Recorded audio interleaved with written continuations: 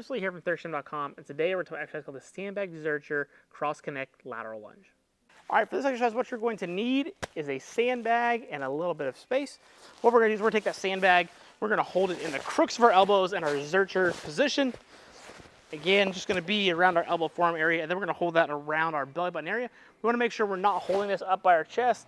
That's not our Zercher position. Our Zercher position is down here below our chest, usually between our belly button and our nipple line. Palms are going to be towards me.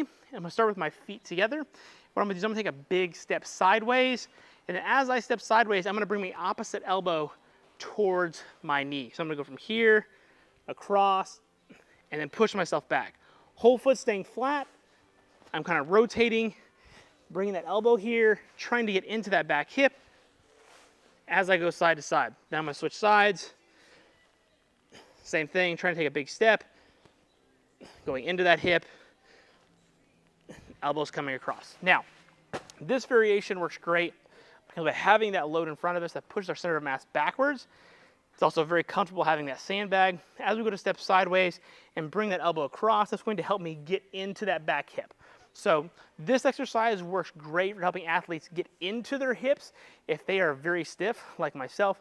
Usually the issue with changing direction and whatnot is getting into their hips and having enough mobility to understand how to sit into that and keep that knee still straight in line from a change of direction perspective.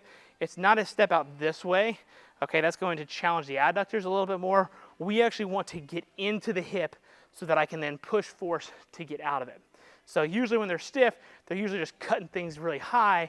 And a lot of times we want to actually get in there because if we get a little bit deeper, we can get more speed and pop and power out of that cut. So from an athletic perspective, this is all about getting into the back hip. Now, if you're not an athlete, this exercise still has value for you because if your hip mobility sucks, again like mine, this can help improve that range of motion, opening that hip capsule, giving you new ranges of motion, and obviously you're still moving in the frontal plane, which is fantastic. Need more exercises for the average person just to do that, to keep your hips, your low back, and everything feeling good. So I usually recommend doing this for 2 to 4 sets of about 8 to 10 reps per side.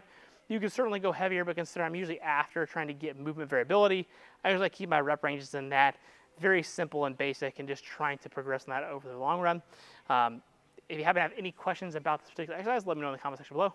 Thanks. Have a great day.